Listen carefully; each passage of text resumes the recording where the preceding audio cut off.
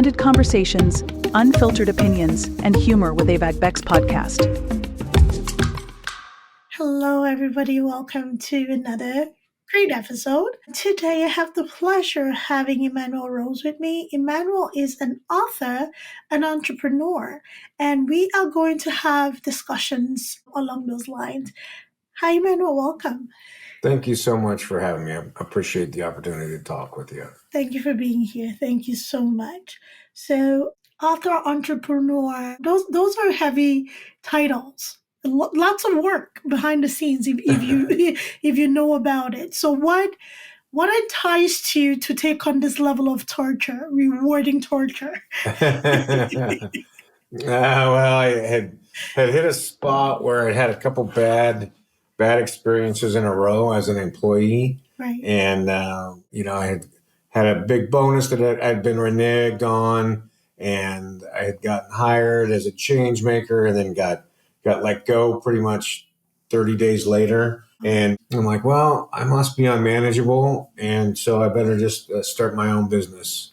And that was about 15 years ago, when social media was just really taking off, and I was 2 or 3 weeks ahead of the people who became my clients, and it's stayed that way for the last 15 years. Wow, that's beautiful. So basically, did you expect to have that career sustained for 15 years?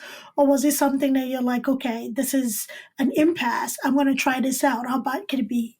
Yeah, it was more like, I'll give it a run and see if I can continue to bring value to conversations. And then got, I'm old enough now that I've seen enough of the bubbles and the ebb and flow of business, and started to have some opinions about what works for most people. And then that's when I started to delve into the book writing for the marketing books about marketing to Generation Z, about why every founder and CEO should be their brand's biggest advocate online and biggest influencer online.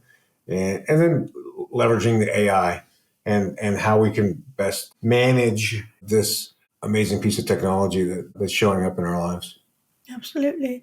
What has surprised you about entrepreneurship that maybe 15 years ago you didn't think about it or know about it?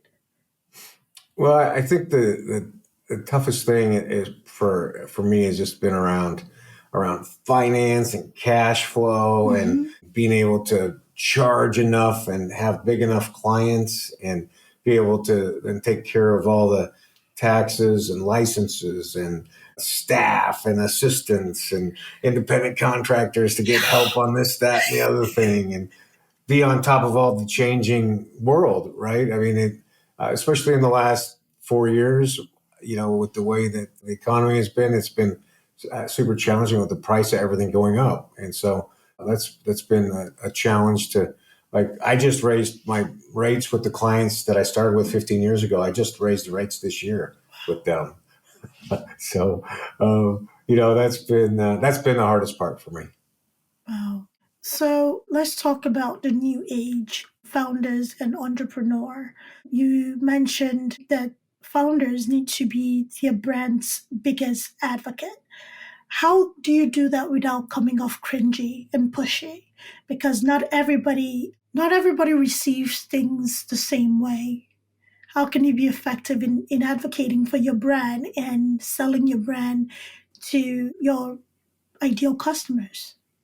It's a really straightforward recipe of being on video, doing exactly what we're doing here. Okay. And then on days when there's not podcasts, or weeks when there's not podcasts, then either talking about what you did over the weekend, what fundraisers you went to, how you spent your time and why, what your values are as a human, who your favorite customers are and why, and what you're getting from working with them, who your staff or favorite contractors are that you're working with and what you love about them. And then, once every 10 posts, something about your product or service. But become really comfortable on video. That's the first thing. And then 90 seconds of video is plenty once a week. And you can as you know from running the podcast, that you can take 90 seconds or 5 minutes and you can turn that into 50 pieces of content across all the platforms that you need. Right. So I think the comfortability with being on camera is something a lot of people shy away from or are concerned with. I was one of those people, right? So Yeah. I'm a photographer and videographer. I function wonderfully behind the I'm lens. on the other side. Yeah, I got you. You want my best work, stick with behind the lens, right? However, Yeah. in front of the lens was something that I really did struggle with, right? And the one thing that helped break out of that was basically having these conversations where Sure. I'm worried less about the lens. I'm worried less about looking at myself, how I'm presenting, how I look, how I'm reacting. Rather, I'm focusing on my client or on the person that I'm talking to, the conversation at hand. What is the tip of a sense? Because I don't like the word advice because people get, testy about advice. Yeah. What would you tell an entrepreneur who may not be in the space where they're holding a conversation? However, they have to put out recorded content about their product through the fumbling. No, I understood. And it is a learning curve for all of us. Yes. And, and it's been a learning curve for me. And, I'm probably 300 podcasts in at this point as a guest, and I got 100 under my belt as a host. And so, but it took that many for me to feel comfortable. What I brought with me was from my days writing radio ads and being on the radio, which was you always talk to one person, even if you're talking into your iPhone and you're going to make a TikTok or you're going to post something to LinkedIn.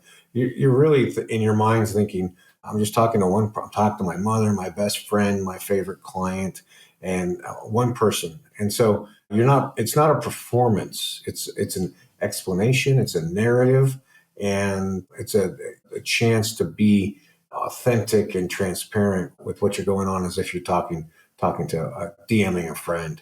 Right. And that is a great tip in a sense. It should be an advice, people. So it's an advice right now. So that's a great advice because something a friend of mine did was that one of my intro videos, what he did was he was on the phone on FaceTime and he said, talk to the camera like you're talking to me. So Right. he's a big SEO expert. Fave, thank you. He did that for me. And that kind of really kind of catapulted this comfortability in front of the camera. So if you have somebody that is willing to be on FaceTime on, outside of the periphery, that would be good. Just like envision you're talking to somebody, your favorite person. That is great. So let's talk about your journey as an author. What brought that joy of writing, and especially with children's book? What stirred, the love of writing for children that you went that route? Yeah, the children's book series was part of a legacy I wanted to create as a human, and watching the world slip deeper and deeper into digital catatonia. And then on top of that, have the grandkids that were born, and I wanted to have a way to impact them and their thinking, and hopefully develop some interest and joy and desire to be out in the natural world, something that I've done my entire life, and that I prioritize and get a great deal of joy from myself. Just like today, after this, I'm going to drive out to some BLM land where there's nobody. I'm going to go for a hike on a creek with my dog and get away from the screens because the weather's nice. Yes. This is beautiful out. So, did you get any formal training to write? Anybody who guided you along the path of what to write, how to write for a certain age group, or maybe some blueprint somewhere that kind of guided you along that, writing journey? Sure. Yeah. I'm one of these guys that I'm a ready, fire, aim kind of guy. And so I wrote a bunch of stories, and then I said, oh, this one is interesting. And I paid somebody to do an illustration, and I just printed it one copy for my grandson. And so I did some rough drafts that way. And then I finally found one of those stories that I felt like really stood up. It was about forest fire. It was during a time when there were a lot of fires out on the West Coast, and I thought that made a lot of sense. And so then I joined the Society of Children's Book Illustrators and Writers, and then I hired a consultant who is a woman who's in her 80s who's been writing and illustrating children's books for a long time. And I got that help, right? Both from that type of association with other writers and illustrators, and then also one-on-one help from somebody who's very experienced and very accomplished. Nice. Beautiful. The one thing that you said that stood out was help. I got help. Absolutely. How much of the entrepreneurial journey is about humility in accepting support and help? Well, I would say for me, it's a lot. I'm a committed lifetime learner, and I've got the constant flow of Amazon books and Audibles on my phone, and every day I'm triggering new thinking and new narratives. And I've done, the 2-year MBA programs and been part of study groups. And I think especially if you're a solopreneur or you're running a small team, it can be very tactical, and that you've got to have help to get your head up out of the work and see where you're headed, in the next 3, 6, 9, 12 months. Absolutely. Absolutely. So your main business right now is in the advertising sector, right? Yeah, that's Right. correct. So how did you start there? Did you always have a career in advertising when you were in the corporate world? Or was it something specific that, piqued your interest in the areas of advertising? Yeah, I've always been on the sales and marketing teams Okay. and enjoy it. I love the storytelling. I love new products. I love creating a campaign and then seeing the results of that campaign, with that people actually clicking and buying and trying things and sending feedback back. So it was just my natural proclivity to be engaged with the people at that level and work to problem solve and develop business for the companies I've been involved with. Okay. So are you currently your customer core, is it a B2B or B2C or, enterprise, I should say, enterprise client or the everyday entrepreneur who's building up their brand? Yeah, my client base is the kind of the larger small businesses. They've been around, have established customer base, and maybe they have 1 or 2 people that they have some marketing help with, but they need some help staying up to date and not getting too much what I call marketing debt, where you're behind, right? Like, oh, we should have updated the website last year, but we didn't want to, or we know we need to get our past customers reactivated, or we have a product launch that we need to promote, but we don't have enough staff to do that. So that's where my team comes in and supports those areas where there's not enough human capital. And it really takes 6 or 8 people with different disciplines to be able to manage marketing in this time that we are. All the copywriting and design and outreach and funnel creation, and then tracking and reporting. Those are all different disciplines, and it's difficult for small businesses to have a big enough team to do all that work. Yeah. So what is your advice for small businesses? Say a small business that just started maybe within the last year, they can have enterprise level clients, however, they're still building themselves up. So where should a business like that start? Well, there's a few tactical things. One is make sure to leverage the AI tools that exist and get some help generating and developing your ideal client profiles, the content map for those ideal client profiles, and initial pieces of content. Right. We know on the B2B side of things, it takes 6 to 10 hours worth of content for somebody to then make a buying decision. And so we have to have that much content in video, in audio, in social posts and blog posts, so that somebody can self-educate. B2C is a little less complicated depending on what vertical you're in, but lever the AI to develop very clear paths of your ideal client, and then use the AI tools to stay in touch with your prospects and clients all the way through the sales process. Right. So if we're talking ROI when it comes to, the results on the other end, when it comes to advertising, what would you say the results that your company brings to your potential clients are in terms of ROI? Yeah, it's different for every client. Like, for instance, we have a small chain of health clubs that we work with, and we're building for them a return on their advertising spend that's in the 3 to 5 times range, and Okay. and that's usually 3 times is kind of the minimum that I target for a marketing spend. Right? If you're going to hire my group, I want to get you 3 times the money back. Otherwise, it's not a good investment. So that's that 3 to 5 times ROAS is really what we should be looking at. Right.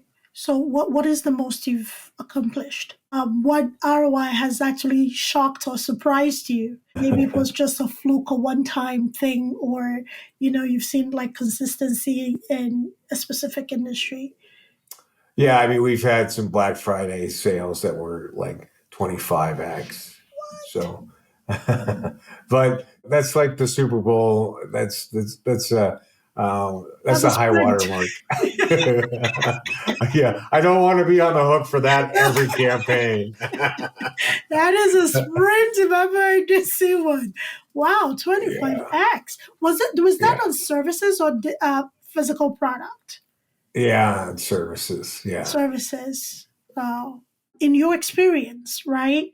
Does physical products do better than services, or you see services have better outcomes?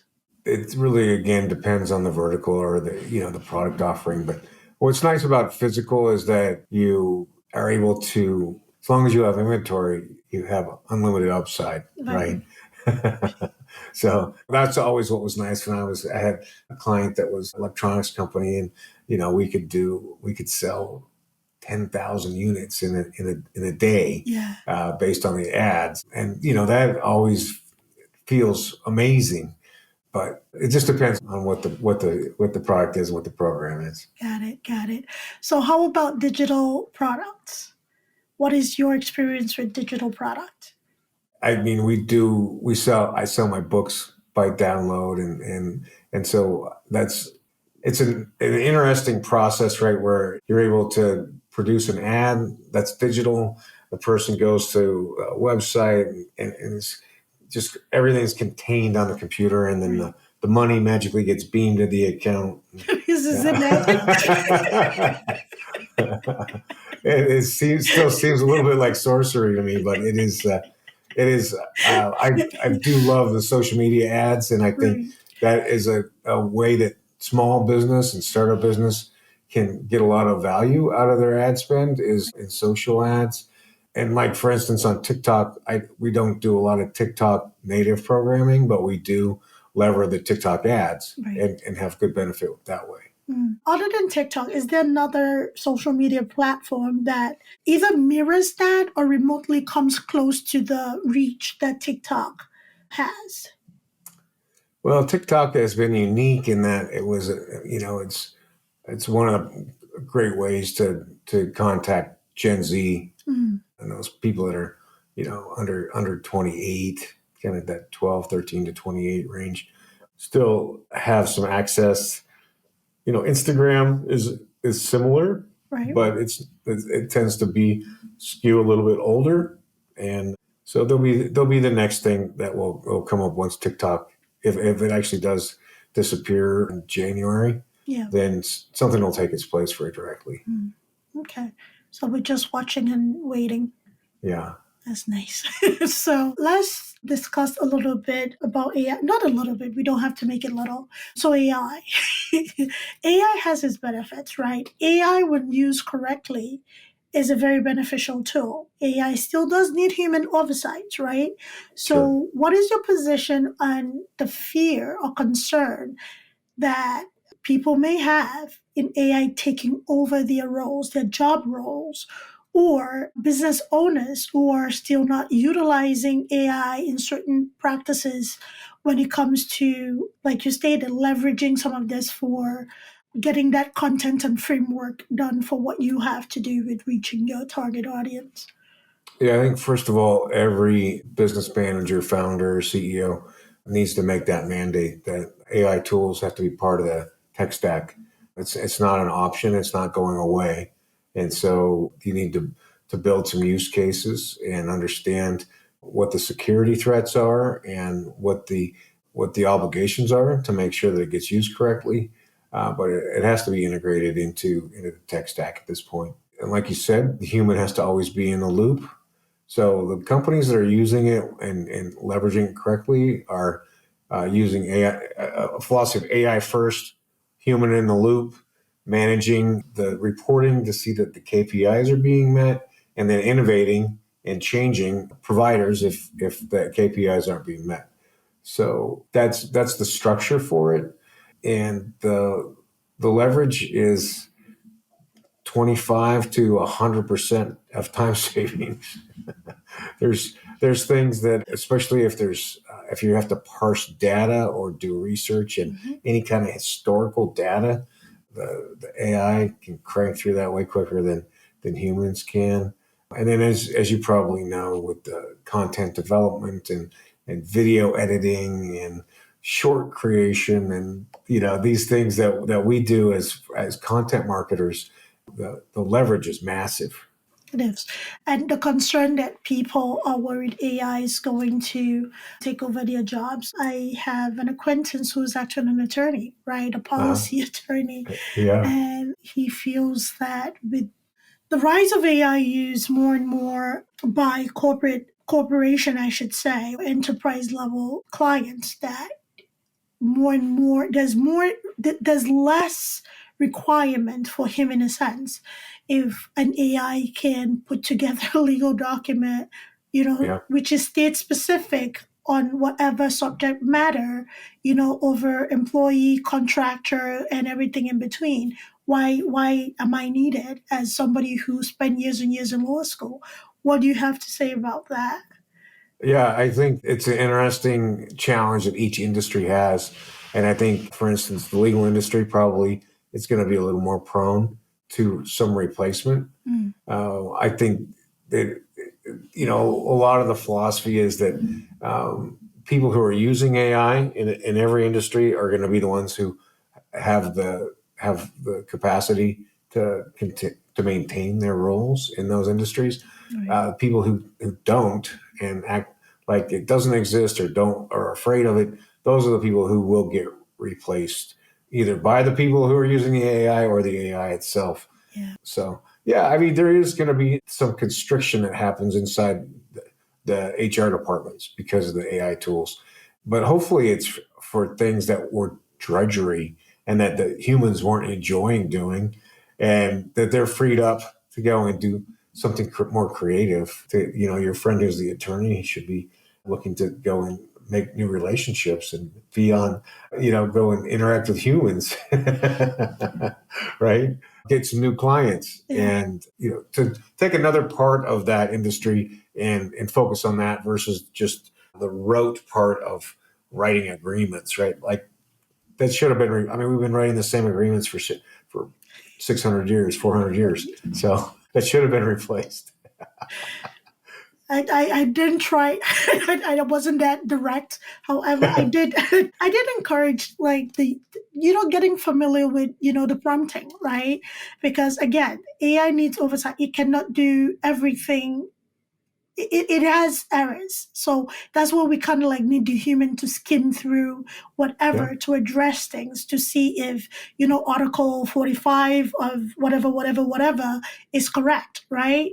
Because you still have that experience as a human being and you were educated, and this is where you come in. So as opposed to, oh, it's going to take over and there's nothing we can do, we're past that at this point.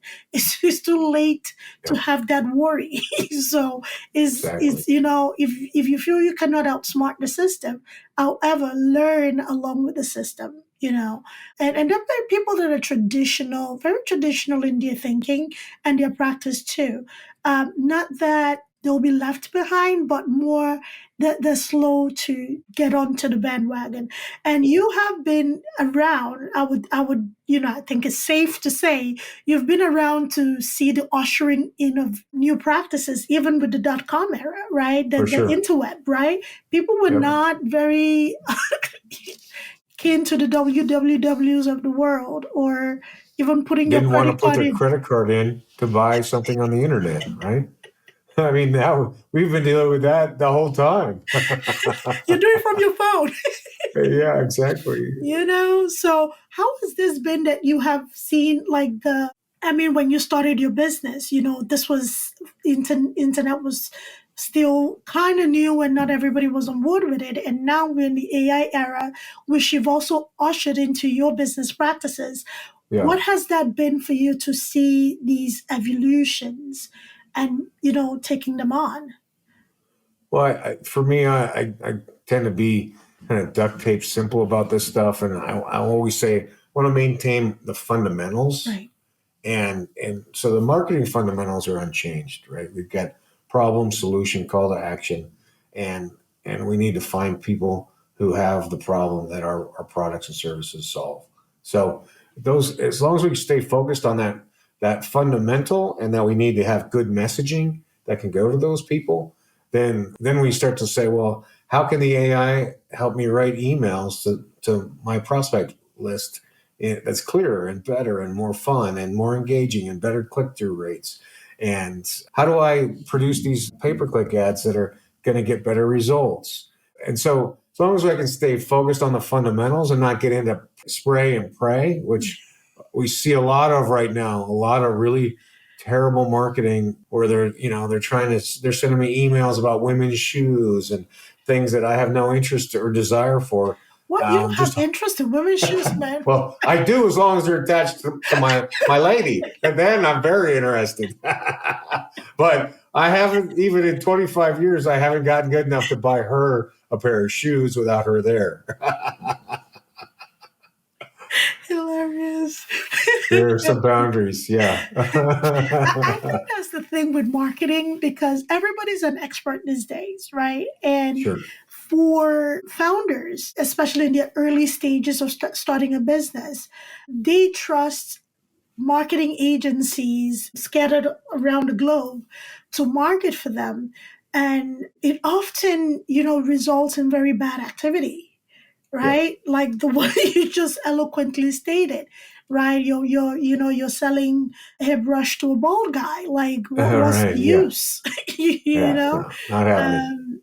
So how should a business owner kind of like sift through the sea of, online marketers, gurus, and everybody else who's trying to acquire a customer? What are the cardinal things a business owner should look for? Yeah, when somebody's looking for marketing help, one, they need to like and trust the person. That's the first thing. So you want to have some time, some conversations, a few conversations, and make sure that your values align.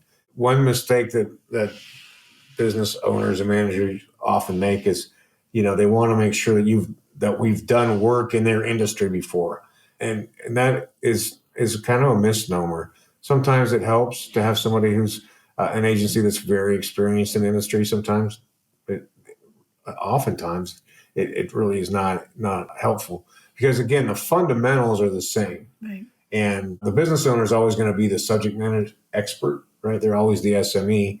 And so they're the final approval for the way the wording happens and certain positions that are taken based on the trends in the industry. So that is not important as much as that they've had success for the type of person that you're going after, for the age group, for the gender, for the professional level, for where they live in the country, that they've sold to those types of people before, and that they have clear processes that they can outline, and that they have KPIs that they're going to report on back to you daily, weekly, monthly, whatever you require. And that consistency of communication is the secret to marketing that the health club client that we've increased their sales 40% this year. But that was after about 2.5 years of just kind of breaking even on this 3 times ROI that we were talking about earlier. So we finally, after a couple of years of good but not exceptional results, then we were able to get exceptional results because we finally massaged it and pieced it all together in a way that's really amazing. Right. But that takes time. And there's an old Chinese proverb that says everybody wants to shoot the bow, but no one wants to pull the string. And so the investment in marketing is a consistent investment. And as long as you're getting some or all or a little return on your marketing dollar, then you've got to keep innovating and making it better. And you want a partnership with somebody who understands that, both from the client side and from the agency side. So basically, for these 2 years that this specific client you're talking about, who's at 40% increase, were you the marketing agency for them for those 2 years, or you got involved recently after they tried out their marketing tools for the last 2 years? Then when you got involved, they saw an increase. Yeah, no, we've been the marketing agency for the last few years, Right. Even just a little bit before COVID. And so, building back this kind of retail level gym Right. membership was a challenge. Okay. So what was the magic? What happened? Because, for 2 years, if it was just a break-even investment, right? Then all of a sudden, boom. What was the magic? What clicked? What happened that, at a time where you talked about, having to raise fees for your client, I would think people would be more reserved and conservative about spending. What happened that they're now, at 40% increase? Well, I wish I could say very definitively what it was, but in general, there's a certain amount around the consistency of it. We know that we used to just need messages 7 or 10 times before we made a buying decision at the retail level. Now it's 25 or more. So we have a very strong presence in social media, both for posting natively and then also for pay-per-click ads, the social ads.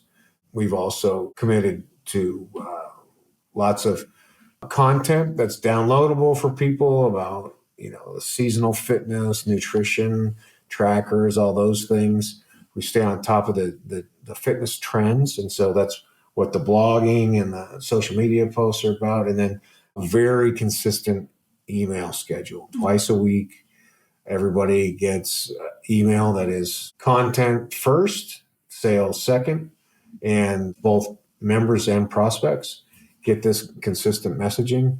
And they know that they can count on the brand to be there for them with good, solid information, and that the manager is there every day, smiling face, and he's the influencer, So it's the consistency and then good offers. So you have to have good offers with good call to action. Right. And I know it's kind of general, but that's the magic, but it's not really magic. It's just the consistent activity.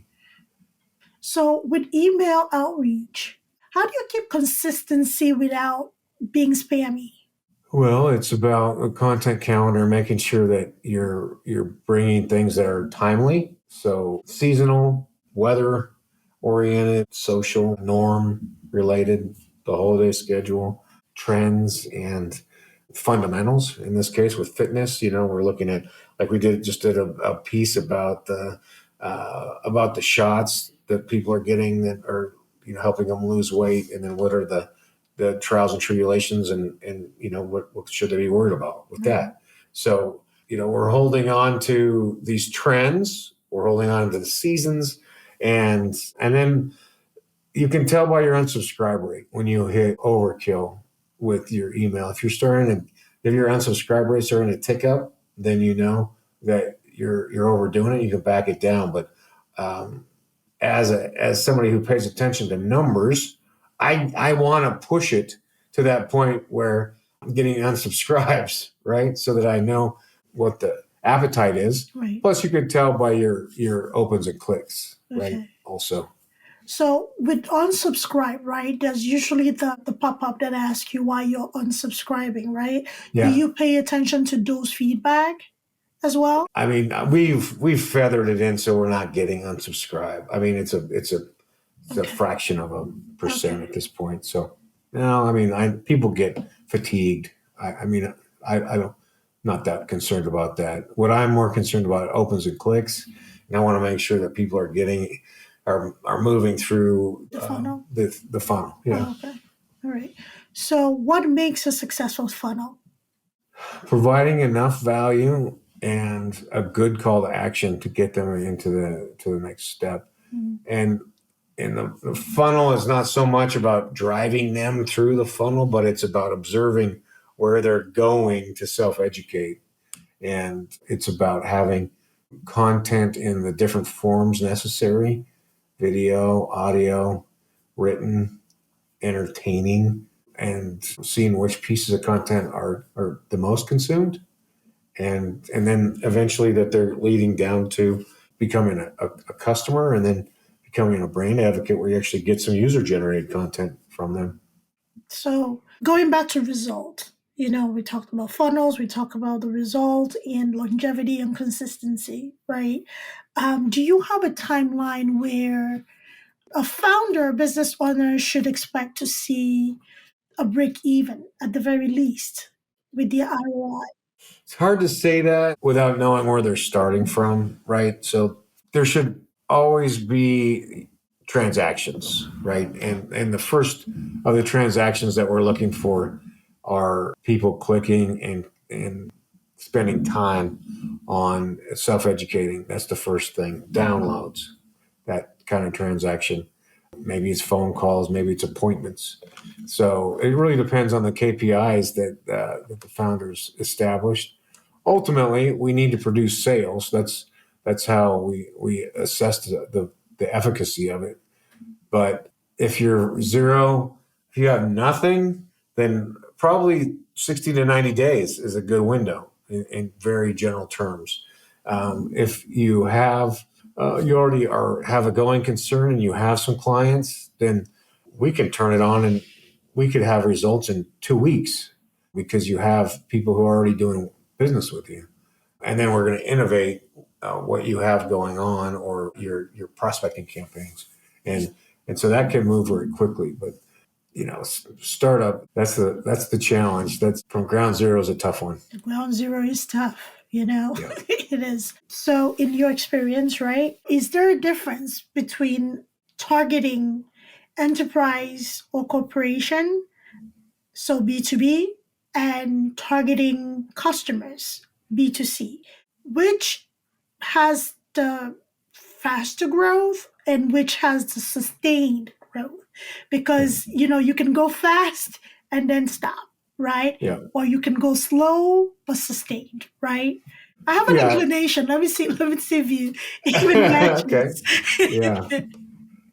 Well, you and I could say, hey, let's write this ebook over the weekend, and on Monday we're going to start selling it on Facebook, and by Monday night we could have sales, right? So direct to consumer can be very quick with the outreach that we have now.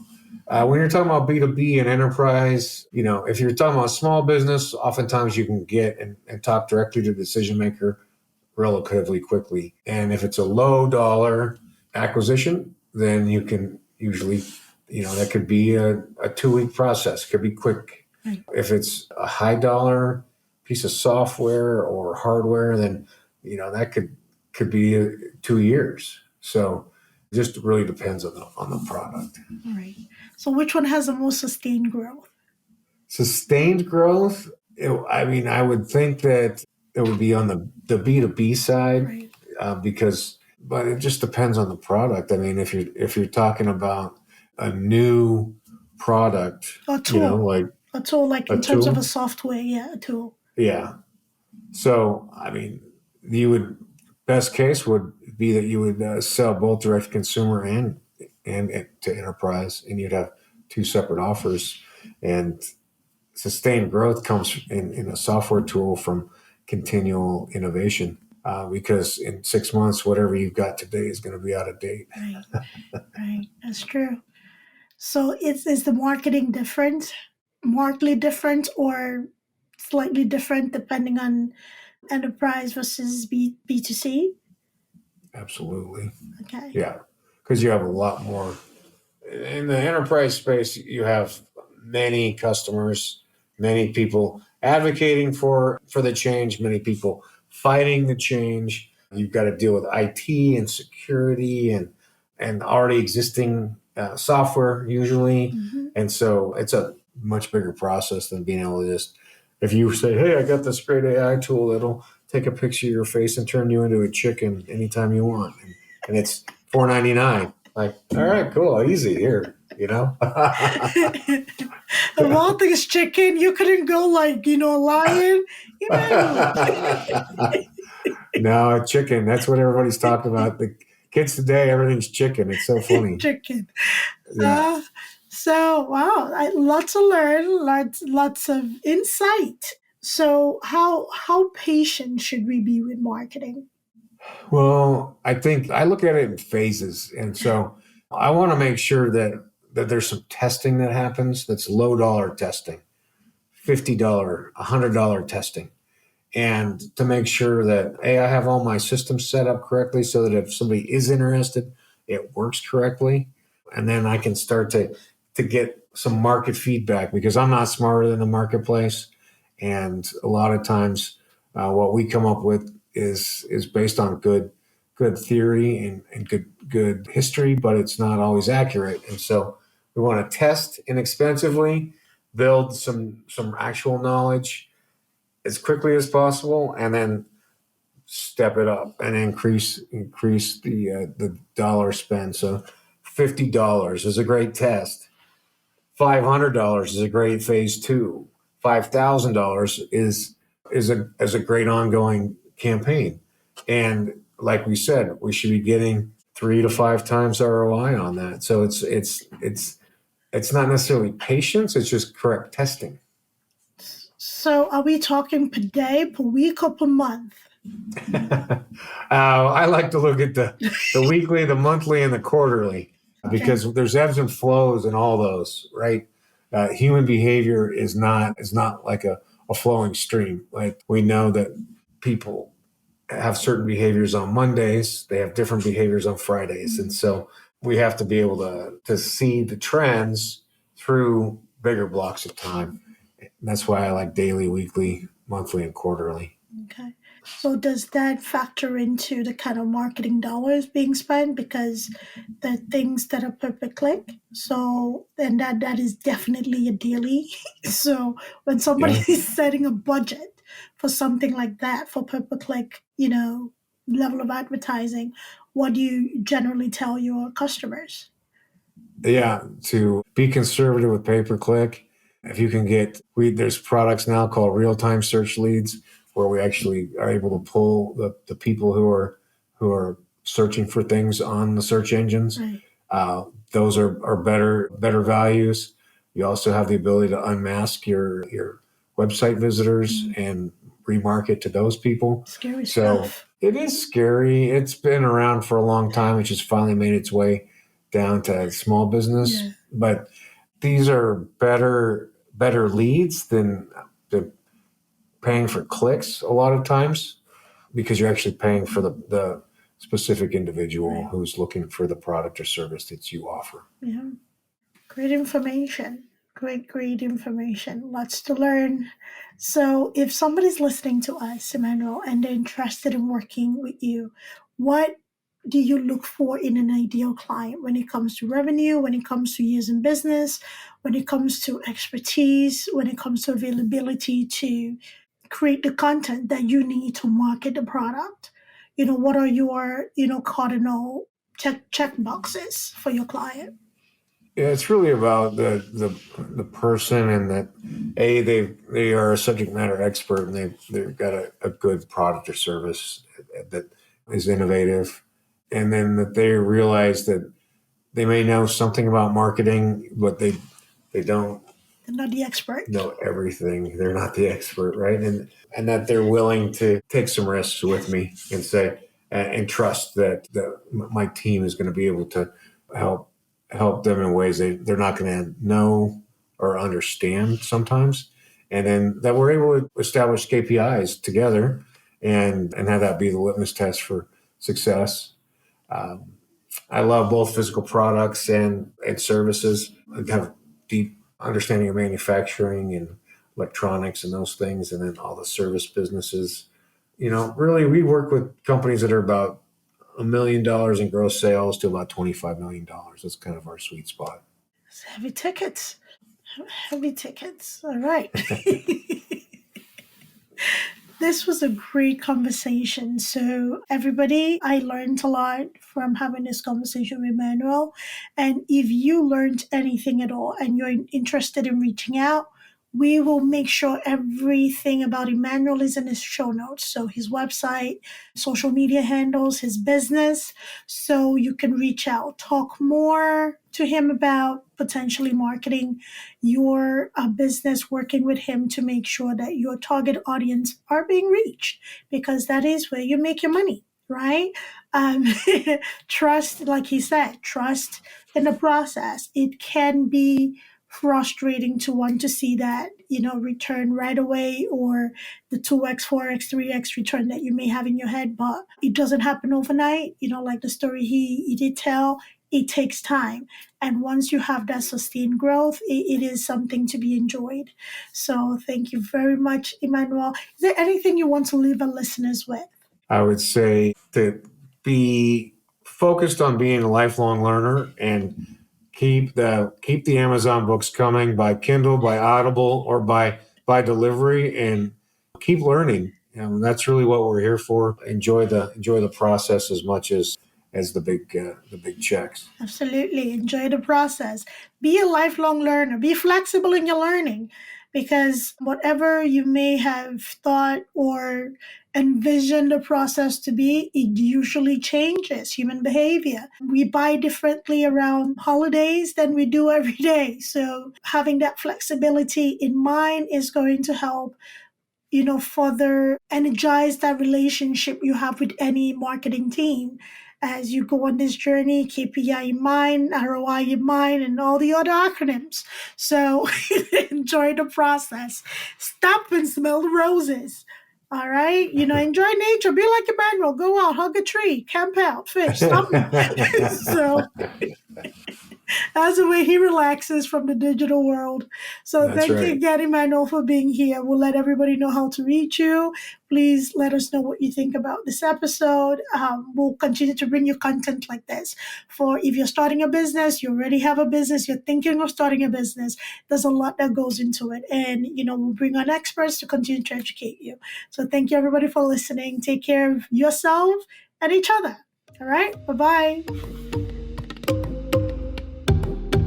Thanks for tuning in to Avik Beck's podcast. If you enjoyed today's episode, don't forget to subscribe, rate, and leave us a review.